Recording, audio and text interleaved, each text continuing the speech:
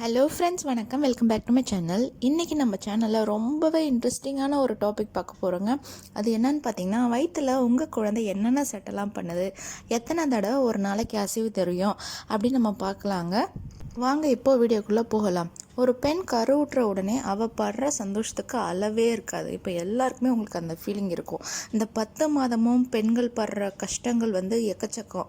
ஆனால் உங்கள் குழந்தை பிறந்து அதோட கால்களையும் அந்த குட்டி விரல்களையும் பார்க்கும்போது அந்த வழியெலாம் எங்கே போச்சுன்னே தெரியாது. அவ்வளோ சந்தோஷமாக இருக்கும். இதெல்லாம் தாய்மையோட ஒரு அற்புதங்க. 9 மாத தொடக்கத்தில் உங்கள் குழந்தை திரும்புதல், சுற்றுதல், கை கால் அசைத்தல், காலில் உதைக்கிறது, விக்கல் எடுக்கிறது, அதோட பொசிஷனை மாற்றுறது அப்படின்னு நிறைய செல்ல சேட்டைகளை பண்ணுங்க. அதெல்லாம் எப்படி பண்ணுது, எந்தெந்த மாதங்களில் பண்ணோம், அது மாதிரி ஒரு குழந்தைக்கு இன்னொரு குழந்தைக்குமே நிறைய வித்தியாசங்கள் இருக்கும். அது எல்லாத்தையுமே டீட்டெயிலாக பார்க்கலாங்க. வாங்க. சரி, குழந்தையோட அசைவு முதல்ல எப்போ தெரியும்னு பார்க்கலாங்க. இது உங்களுக்கு தலைப்பிரசவமாக இருந்துச்சுன்னா 24வது வாரத்துலேருந்து குழந்தையோட அசைவு உங்களால் உணர முடியும்.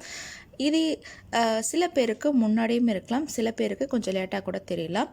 ஆனால் இதுவே உங்களுக்கு 2வது இல்லை 3வது குழந்தைகளாக இருந்துச்சு அப்படின்னா உங்களுக்கு இன்னுமே சீக்கிரமாக குழந்தையோட அசைவை உணர்வீங்க. 2வது விஷயம் பார்த்திங்கன்னா, குழந்தை மறுபடியும் உதைக்கும். அது எப்போல்லாம் உதைக்கும்னு பார்த்திங்கன்னா, அவங்களுக்கு வெளியிலேருந்து வர்ற சத்தம், ஒலி, அதுக்கப்புறம் அவங்களுக்கு பிடிச்ச உணவுகளை நீங்கள் சாப்பிடும்பொழுது ஒரு 2 டைம்ஸ் 3 டைம்ஸ் கூட உடனே உதைக்குமா. அவங்களோட அந்த மகிழ்ச்சியை அவங்க வெளிப்படுத்துகிறாங்களாம். ஸோ மறுபடியும் உதைச்சிது அப்படின்னா உங்கள் குழந்தைக்கு ஏதோ வெளியிலேருந்து கேட்டுட்டாங்க, தலைவர் கேட்டுட்டாரு அப்படின்னு நீங்கள் புரிஞ்சுக்கலாம். 3வது பாயிண்ட் பார்த்திங்கன்னா, ஒவ்வொரு குழந்தையும் ஒரு மாதிரிங்க. ஏன் உங்களுக்கு 2வது குழந்தையா இருந்துச்சுன்னா குழந்தையோட கூட நீங்கள் கம்பேர் பண்ணக்கூடாது. ஒவ்வொரு குழந்தையும் ஒரு வித்தியாசமான கடவுளோட படைப்பு. ஒரு நாளைக்கு ஒரு குழந்தை சராசரியாக 15லிருந்து 20 முறை உதைக்குமாங்க. அந்த நேரங்கள் கூட வித்தியாசப்படுமா. சில குழந்தைகள் பகல் நேரத்தில் உதைக்குமா, ரொம்ப ஆக்டிவாக இருக்குமா. சில குழந்தைகள் இரவு நேரத்தில் உதைக்குமா. இப்படி உங்கள் குழந்தை உதைக்கும் பொழுது அதை அப்படியே உட்காந்து நல்லா என்ஜாய் பண்ணலாங்க. அதுக்கப்புறமா 4வது பாயிண்ட் பார்த்தீங்கன்னா, கணக்கிடுதல். ஒரு சிஸ்டர் கேட்டிருந்தாங்க, எத்தனை தடவை உதைக்கும் சிஸ்டர் அப்படின்னு சொல்லிட்டு. ஸோ இதுக்குன்னு எந்த ஒரு வரைமுறையும் கிடையாதுங்க.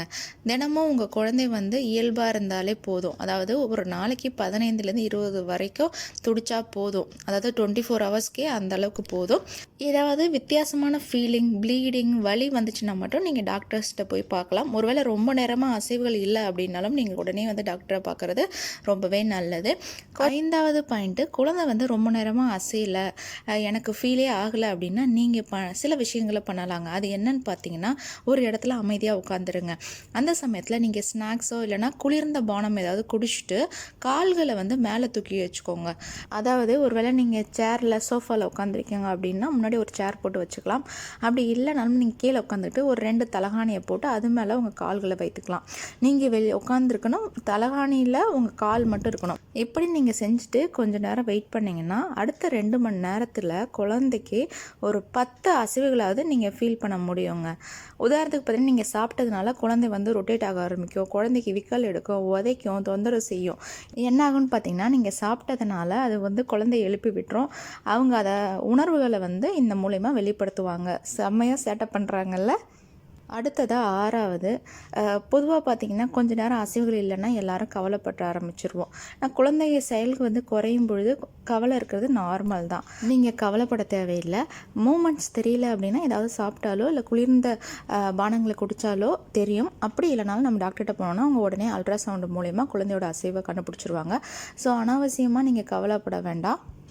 7வது ரொம்பவே இன்ட்ரெஸ்டிங்கான விஷயங்க. குழந்தை வளர 36வது வாரத்துக்கு அப்புறமா என்ன ஆகுனா, அவங்களோட சேட்டைங்க மாறிக்கிட்டே இருக்குங்க. உதாரணத்துக்கு பார்த்தீங்கன்னா, குழந்தை என்ன பண்ணும், உதைக்கிறத குறைச்சிருமா. அப்போ தொப்புள் கொடி இருக்கு இல்லையா, அதை பிடிச்சிக்கிட்டு அவர் விளையாடிட்டு இருப்பார் அழகாக. அதை விளையாடுதல், அப்புறம் அப்படி கை காலை நீட்டுறது எல்லாமே தொப்புள் கொடியை சுற்றி அவங்க விளையாடிக்கிட்டு இருப்பாங்களாம். ஸோ அவங்க ஆர்வம் அதில் போயிடுமா. ஸோ ஒரு ஸ்டேஜ்லேயும் ஒரு குழந்தைங்களோட அந்த விளையாட்டுத்தனம் மாறிக்கிட்டே இருக்குமா. 7வது ரொம்ப முக்கியமான விஷயம், ஒரு குழந்தை வயிற்றுக்குள்ளே ரொம்ப சுறுசுறுப்பாக இருக்குன்னா அது பிறந்ததுக்கு அப்புறமா அது ரொம்ப அறிவாளியாக இருக்கும் அப்படின்னு சொல்லிட்டு ஆராய்ச்சியாளர்கள் சொல்கிறாங்க. ஆனால் இது எல்லா குழந்தைக்கும் பொருந்துறதில்ல. ஒவ்வொரு குழந்தையும் கருவில் இருக்கும்பொழுதும் வளரும்போதும் வேறு மாற்றங்களோட பிறக்குது, வேறு வித்தியாசமான சூழ்நிலை வளர்கிறாங்க. அதனால் நம்ம ஒரு குழந்தைய இன்னொரு குழந்தையோட ஒப்பிடக்கூடாது.